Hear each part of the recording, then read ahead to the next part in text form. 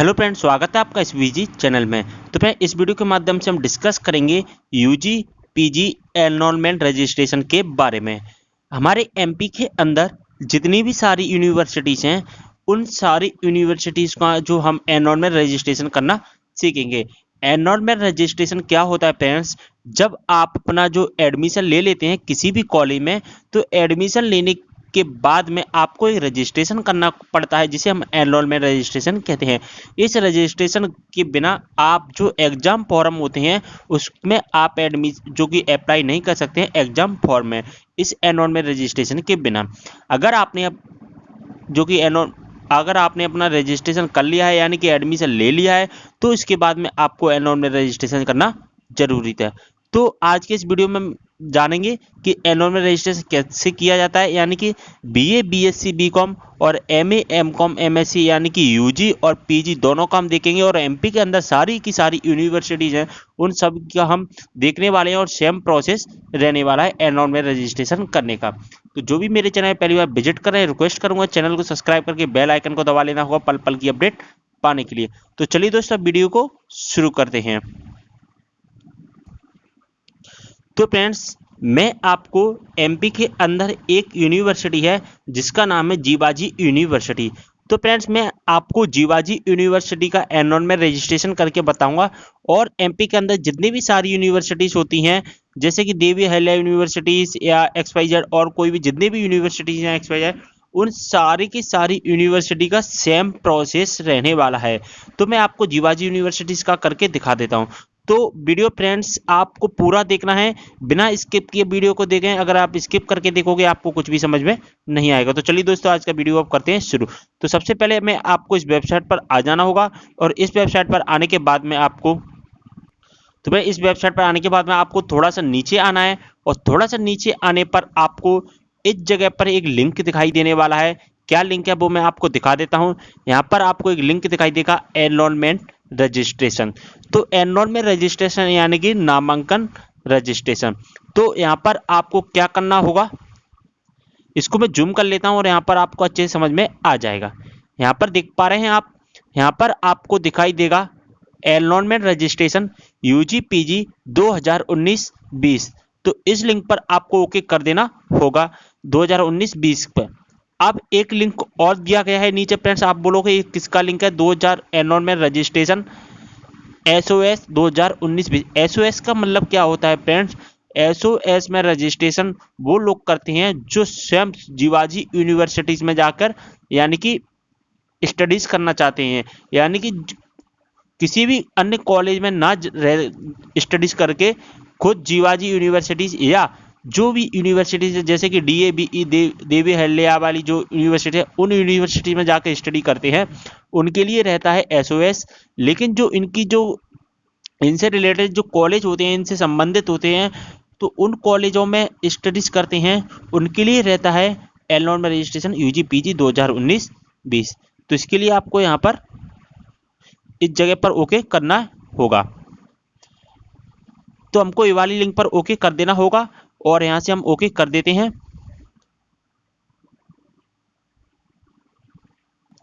तो फिर इसके बाद में आ जाएगा हमारे सामने ऐसा इंटरफेस। अब यहाँ पर आपको क्या डालना है वो मैं आपको बता देता हूँ एक एक करके। Enter higher education ID. अब ये एंटर हायर एजुकेशन आईडी क्या होता है, यहाँ पर आपको कंफ्यूजन होगा, क्योंकि इस आईडी को डालने बिना आपका जो कि फॉर्म लॉगिन नहीं होगा। अब मैं आपको बता दूं, एंटर हायर एजुकेशन आईडी वो आईडी होती है जब आप एडमिशन लेते हैं। एडमिशन लेते टाइम जो आपने रजिस्ट्रेशन किया था, तो उस टाइम पर आपको एक रजिस्ट्रेशन नंबर मिला था ऐसा कुछ नंबर मिला था 11900, ऐसा कुछ नंबर होता है, वो आपको नंबर मिला होगा।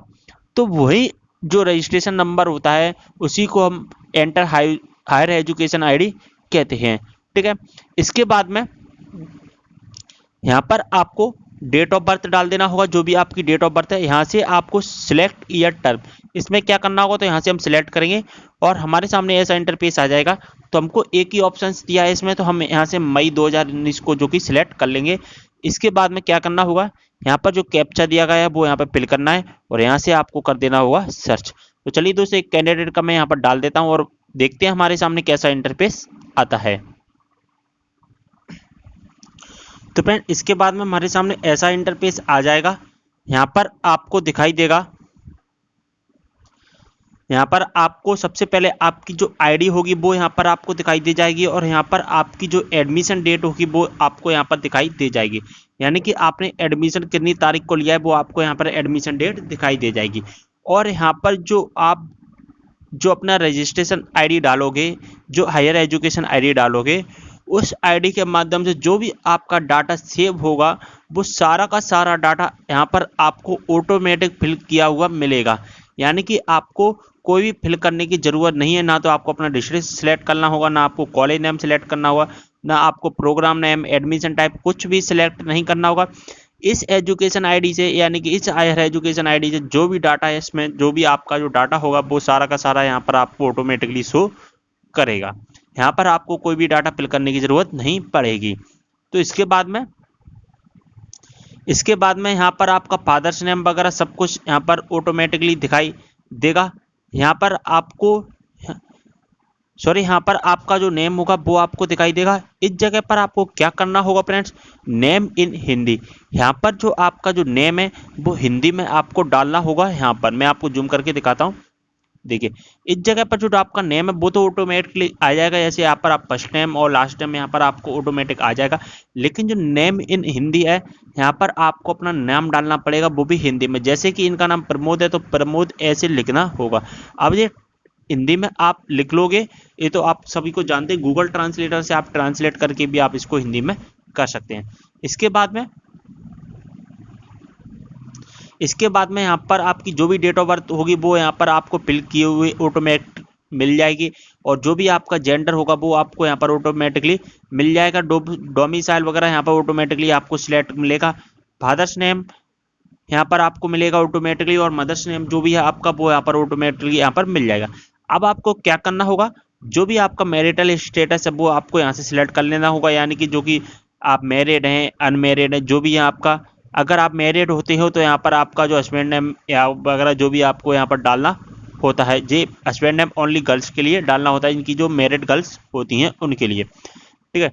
इसके बाद में आपकी जो कैटेगरी है वो आपको कैटेगरी सिलेक्ट करनी होती है। जो कैटेगरी होती है वो ऑटोमेटिकली फिल की हुई ऑटोमेटिक आपको मिल जाती है।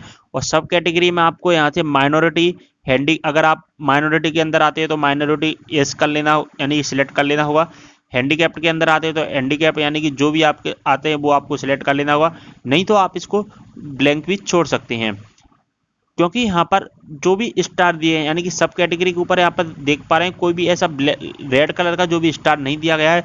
जिन पर जो रेड कलर का स्टार नहीं दिया गया है उन कॉलम को आप छोड़ भी सकते हैं, या और इस जगह पर जो रेड कलर के जो स्टार दिए गए हैं उन कॉलम को आपको फिल करना अनिवार्य रहेगा। इसके बाद में यहाँ से आपको जो नेशनलिटी है जो कि सिलेक्ट कर लेनी होगी ऑटोमेटिक, यहाँ पर ऑटोमेटिक नहीं आएगा, इंडियन यहाँ से आपको सिलेक्ट कर लेना होगा। अब आपको अपना जो एड्रेस है वो करना होगा फिल। जो भी आपका एड्रेस बनता है वो यहाँ से आपको सिलेक्ट कर लेना होगा। हाउस नंबर वगैरह, कॉलोनी नेम, जो भी आपकी सिटी तहसील होती है, और जो मध्य प्रदेश तो बाय डिफॉल्ट रहने वाला है। डिस्ट्रिक्ट जो भी आपका जो पिन कोड है वो सिलेक्ट कर लेना होगा। ऐसे ही यहाँ पर जो कि परमानेंट एड्रेस में डाल देना होगा, ठीक है।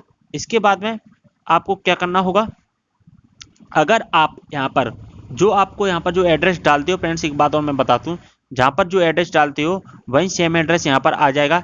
बस आपको यहाँ पर क्लिक कर लेना होगा, कॉपी टू परमानेंट एड्रेस पर ओके कर देना होगा। जो एड्रेस होगा वो यहाँ पर आ जाएगा।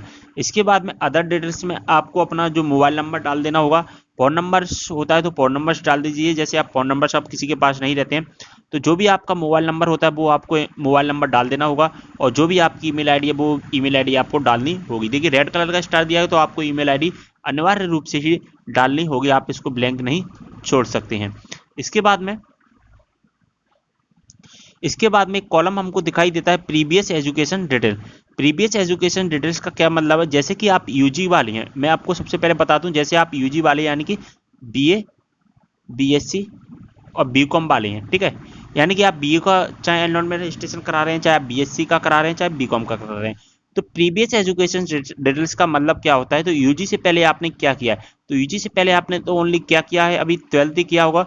तो यहाँ से आपको, जैसे कि मैंने यहाँ से सिलेक्ट कर लिया HSSC, यानी कि HSSC का मतलब क्या होता है, हायर सेकेंडरी जो आपका 12th होता है। तो और अगर जो पीजी वाले होते हैं, पीजी जो पीजी वाले होते हैं यानी कि एमए एमकॉम एमएससी वाले होते हैं, तो पीजी में एडमिशन कब मिलता है, जब हमको यूजी फाइट करना होता है। तो यहाँ से आपको क्या कर लेना होगा, अंडर ग्रेजुएट हमको यहाँ से सिलेक्ट कर, यानी कि प्रीवियस एजुकेशन डिटेल्स हमको यहाँ पर फिल कर दी होगी। इसके बाद में यहाँ से करने के बाद जो भी आपकी यूनिवर्सिटी या बोर्ड यूनिवर्सिटी या जो भी आपका बोर्ड होता है, किस यूनिवर्सिटी या बोर्ड से आपने किया वो आपको सिलेक्ट कर लेना होगा। जो भी आपका पासिंग ईयर्स होता है वो आपको डाल देना होगा। यहाँ से अपना जो एलिजिबिलिटी या माइग्रेशन या ट्रांसफर सर्टिफिकेट नंबर होता है वो डाल देना होगा।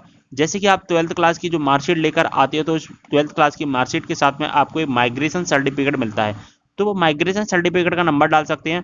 अगर आपके पास माइग्रेशन सर्टिफिकेट का नंबर नहीं होता है तो आप ट्रांसफर सर्टिफिकेट यानी कि जो आपने लास्ट ईयर जो जिस कॉलेज में या जिस अपने स्कूल में जो कि एडमिशन लिया था उसका एक टीसी मिलती है, उस टीसी का नंबर भी आप यहाँ पर डाल सकते हो।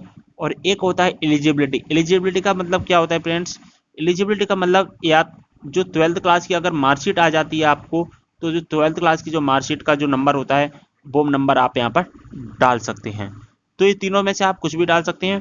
और इसके साथ में आपको क्या डालना होगा, यहाँ पर आपको अपनी जो परसेंटेज होती है परसेंटेज डाल देनी होगी, और जो प्रीवियस जो रोल नंबर होता है वो आपको रोल नंबर आपको यहाँ पर डाल देना होगा। ये है। इसके बाद अब देखते हैं क्या होता है। तो फ्रेंड इसके बाद में आपको यहाँ से अपन जो नेक्स्ट स्टेप आएगा हमारे सामने, इनक्लोज टू बी टिक, यानी कि इनमें से आपको सिलेक्ट कर लेना होगा आपके पास कौन कौन से डॉक्यूमेंट है।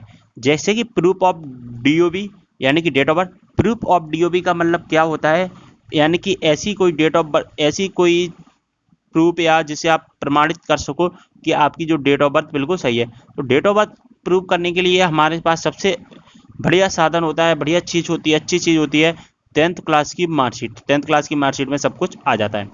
तो आपको यहाँ से इस पर टिक कर देना होगा, मार्कशीट पर आपको टिक कर देना होगा, क्योंकि आपके पास 10th क्लास की जो मार्कशीट होती है वो और 12th क्लास की आपकी जो मार्कशीट आ गई होगी ओरिजिनल वाली, तो वहाँ से भी आपको जो कि सिलेक्ट कर लेना होगा।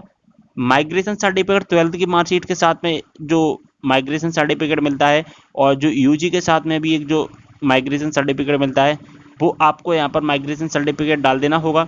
इसके बाद में अगर आप गैप सर्टिफिकेट यानी कि आपने गैप कर लिया तो गैप सर्टिफिकेट डाल देना होगा, नहीं तो इसको छोड़ देना होगा। और आपको यहाँ से ट्रांसफर सर्टिफिकेट होता है, वो ट्रांसफर सर्टिफिकेट यानी कि टीसी आपके पास अगर आ जाती है तो वो टीसी पर आपको सिलेक्ट कर लेना होगा। और ये अगर नहीं है तो एलिजिबिलिटी सर्टिफिकेट वगैरह आप जो खाली छोड़ सकते हैं, इनसे आपको कोई भी प्रॉब्लम नहीं होने वाली है। इसके बाद में यहाँ से जो डिक्लेरेशन दिया है, इस डिक्लेरेशन में आपको टिक कर देना होगा। और इसके बाद में आपको मेन बात आती है फोटो एंड सिग्नेचर। तो फोटो एंड सिग्नेचर आपको डालना होगा। तो फोटो एंड सिग्नेचर कैसे डालोगे, तो यहाँ पर आपको दिखाई देगा एक अपलोड इमेज। तो अपलोड इमेज पर आपको यहाँ से कर देना होगा ओके। अपलोड इमेज पर आप ओके करोगे तो फ्रेंड जैसे ही आप अपलोड इमेज के ऊपर ऑप्शन पर ओके करोगे, आपके सामने ऐसा इंटरफेस आ जाएगा। और यहाँ इसके बाद आपको चूज फाइल पर आपको ओके कर देना होगा, और आपके जो भी डॉक्यूमेंट जो आपका फोटो है, जहाँ पर भी आपका फोटो डला हुआ है वो आपको फोटो सिलेक्ट कर लेना होगा। एक बात और मैं आपको बता दूं, जो फोटो का जो साइज होना चाहिए 200 KB से ज़्यादा नहीं होना चाहिए। मिनिमम जो साइज है वो 200 KB तक ही होना चाहिए। 200 KB से ज़्यादा का होने पर जो कि अपलोड नहीं किया जाएगा, तो 200 KB मिनिमम होना चाहिए, ठीक है। और इसके बाद में जो सिलेक्ट हो जाएगा, और सिलेक्ट होने के बाद में यहाँ से आप जो कि क्रॉप करके सबमिट कर देना होगा। और फिर इसके बाद में क्या होगा फ्रेंड्स, फिर इसके बाद में वापस आपको यहाँ पर ही आ जाएगा। यहाँ पर आपका जो फोटोज है जो कि अपलोड हो जाएगा इस जगह पर, और फोटोज अपलोड होने के बाद में यहाँ से आपको कर देना होगा सबमिट। यहाँ से आपको क्या कर देना होगा फ्रेंड, सबमिट। तो देखते हैं सबमिट होने के बाद में हमारे सामने कैसा इंटरफेस आता है। तो फ्रेंड सबमिट होने के बाद में हमारे सामने ऐसा इंटरफेस आ जाएगा। यहाँ पर आपको दिखाई देगा application is pending for payment, यानी कि अभी हमारा जो एप्लीकेशन है वो पूरी तरह से सबमिट हो चुका है, लेकिन अभी हमने जो कि पेमेंट नहीं किया है, ओनली हमारा जो कि पेमेंट रह गया है। अब पेमेंट करने से पहले मैं आपको बता देना चाहता हूँ एक ध्यानपूर्वक बात, इसको आप ध्यान से जरूर सुने, ध्यान से जरूर ये बात को सुने। जब आप अपना जो कि सबमिट कर दें, सबमिट करने के बाद में आपको दिखाई देगा एप्लीकेशन नंबर। इस एप्लीकेशन नंबर को कहीं पर नोट कर लें फ्रेंड्स। सबसे पहले आपको क्या काम करना है, जो एप्लीकेशन नंबर आया है इस एप्लीकेशन नंबर को आप कहीं पर नोट कर लें, क्योंकि अगर आपसे ये एप्लीकेशन नंबर कहीं से भी अगर गलती से चला जाता है और आप इसको नोट नहीं कर पाते हो तो आप फिर फॉर्म को कभी भी अप्लाई नहीं कर पाओगे। तो आप इस एप्लीकेशन नंबर को जरूर नोट कर लें, ठीक है। इसके बाद में आपको यहाँ पर जो भी आपका जो चार्ज रहेगा वो आपको चार्ज दिख जाएगा, जो 100 रुपये चार्ज रहेगा, और जो आपकी जो पोर्टल चार्ज रहेगा वो 40 रुपये रहेगा। इस तरह से हमारा जो चार्ज रहता है 140 रुपये रहने वाला है। तो आप इसका जो पेमेंट कर लेना है आपको। पेमेंट जैसे आप सब नीचे आओगे तो पेमेंट का आपको ऑप्शन दिखाई देगा, वहाँ से आप पेमेंट करोगे, पेमेंट कर लेना होगा। पेमेंट करने के लिए आपको credit card, debit card, net banking किसी भी माध्यम से आप कर सकते हैं, ठीक है फ्रेंड्स। तो फ्रेंड्स पेमेंट होने के बाद में हमारे सामने ऐसा इंटरफेस आ जाएगा। अब आपको यहाँ पर क्या है दिखाई देगा, यहाँ पर आपको अपना जो पेमेंट चार्ज वगैरह है वो सब कुछ यहाँ पर दिखाई दे जाएगा। देखिए यहाँ पर आप देख पा रहे हैं डन ऑन, जो डन आपका पेमेंट हो चुका है, किसके माध्यम से आपने पेमेंट किया वो आपको दिखाई दे जाएगा, ठीक है। यहाँ पर आपका जो बार कोड आ जाएगा तो बार कोड के माध्यम से आप सर्च भी कर सकते हैं, और यहाँ पर आपको दिखाई दे जाएगा कि पेमेंट है, यानी कि आपका जो पेमेंट सक्सेस हो चुका है, ठीक है। और अभी थोड़ी देर पहले इस जगह पर क्या आ रहा था, आपको यहाँ पर आपको दिखाई दे रहा था पेमेंट इज नॉट डन। अब आपको यहाँ पर क्या दिखाई दे रहा होगा, application is pending for approval bye college. अब इसका क्या मतलब, इसको समझना friends. Application is pending for approval bye college, यानी कि आपका जो एप्लीकेशन है वो पूरी तरह से आपका सबमिट हो चुका है। अब आपको क्या करना होगा, आपका इसको जो प्रिंट निकाल लेना होगा, इसका जो आपको एप्लीकेशन जो आ जाए, जो आपका फॉर्म सबमिट हो चुका है उसका आपको क्या करना होगा, प्रिंट निकाल लेना होगा, और प्रिंट निकालने के बाद में इसको जाकर आपको कॉलेज में जमा कर देना होगा, ठीक है। जैसे ही आप अपने जो कॉलेज में जाकर जमा कर दोगे तो यहाँ पर आपको जो रेड कलर का दिखाई दे रहा है वो रेड कलर का ना दिखाई देके आपको यहाँ पर दिखाई दे जाएगा ग्रीन कलर का। कैसा दिखाई देता है वो मैं आपको दिखा देता हूँ, यानी कि यहाँ तक आपको समझ में आ गया होगा कि सबमिट होने के बाद, पेमेंट होने के बाद में आपके सामने ऐसा इंटरफेस आएगा। इस यानी कि इसका क्या मतलब है, आपको अप्रूव करवाना होगा कॉलेज में जाकर। अब अप्रूव करवाने के बाद में जब आप कॉलेज में जाकर अप्रूव करवा लेते हैं तो हमारे सामने कैसा इंटरफेस आएगा, जब आप चेक करोगे तो वो मैं आपको दिखा देता हूं। तो फ्रेंड्स हमारे सामने लिखकर आ जाएगा, इसके बाद में लिखकर आएगा application is approval, application is, अभी यहाँ अप्रूवल बाय कॉलेज, यानी कि यहाँ पर क्या लिखा है अभी, एप्लीकेशन इज पेंडिंग, लेकिन यहाँ पर आपको दिखाई देगा एप्लीकेशन इज अप्रूव्ड दिखाई देगा आपको, अप्रूव्ड बाय कॉलेज, यानी क्या दिखाई देगा, अप्रूव्ड बाय कॉलेज, बट आगे क्या दिखाई देगा आपको, बट यानी कि लेकिन wait for universities for enrolment number, यानी कि आपका जो कॉलेज की तरफ से है जो कि अप्रूव कर दिया गया है कॉलेज की तरफ से, यानी कि अप्रूव लिखकर आ जाएगा तो आपको कॉलेज की तरफ से जो कि अप्रूव कर दिया गया है, और लेकिन और इसको जो कि अप्रूव करने के बाद में यूनिवर्सिटीज को भेज दिया गया है। अब यूनिवर्सिटीज को वहाँ से आपका जो एनरोलमेंट नंबर है वो कुछ दिनों के अंदर, यानी कि 10 से 15 दिनों के अंदर जारी कर दिया जाएगा एनरोलमेंट नंबर। तो ये पूरा का पूरा प्रोसेस फ्रेंड्स एनरोलमेंट नंबर का, मैंने यूट्यूब पर बहुत सारे वीडियोस देखे थे, तो इन वीडियोज में ऐसे बारीकी तरीके से बिल्कुल स्टेप बाय स्टेप तरीके से उन वीडियोस में नहीं बताया गया था जो कि मैंने इस वीडियोस में बताया है। मैंने शुरू से लेकर यानी कि 1 स्टेप से लेकर और लास्ट स्टेप्स तक सब कुछ आपको डिटेल्स में समझाया है। ये जो मैंने बताया है वो जीवाजी यूनिवर्सिटी का पता है, लेकिन जो प्रोसेस है फ्रेंड्स, रजिस्ट्रेशन करने का जो प्रोसेस है ना फ्रेंड्स, वो सेम है, सेम टू सेम, 1% भी इधर से उधर नहीं है, सब कुछ वही है। आप किसी भी यूनिवर्सिटीज़ का उठाकर देख लीजिए, DAVP देवी अहिल्याबाई यूनिवर्सिटी जो, और जो जैसा कि मुझे और अर्जुन यूनिवर्सिटी से ऐसी कुछ जो मुझे ध्यान नहीं आ रहा है। आप किसी भी यूनिवर्सिटीज़ को देख लीजिए, आपको कोई भी प्रॉब्लम नहीं होगी, एंड सेम टू सेम रहने वाला है। ठीक है फ्रेंड्स, तो वीडियो को यहीं पर समाप्त करते हैं। उम्मीद कर रहा हूँ यहाँ पर आपको वीडियो में कोई भी प्रॉब्लम नहीं होगी, सब कुछ समझ में आ गया होगा। तो जो भी मेरे चैनल पहली बार विजिट कर रहे हैं यार, लाइक जरूर करना है चैनल को, यानी कि सॉरी लाइक हमारी वीडियोज़ को करना है और सब्सक्राइब करना है हमारे चैनल को ऐसी लेटेस्ट न्यूज़ पाने के लिए। आपको सब कुछ अच्छे समझ में आ गया होगा। प्लीज़ यार वीडियोज़ को लाइक जरूर कर दीजिए। वीडियो लंबा है लेकिन आपको सब कुछ समझ में आ गया होगा। अब आपको एनवायरनमेंट से रिलेटेड आपको कोई भी प्रॉब्लम नहीं होगी। तो चलिए दोस्तों, वीडियो करते हैं यहीं पर समाप्त। प्लीज़ यार लास्ट बार रिक्वेस्ट करूंगा, लाइक जरूर कर देना होगा वीडियो को। तो यहीं पर वीडियो करते हैं समाप्त, तो मिलते हैं नेक्स्ट वीडियो में।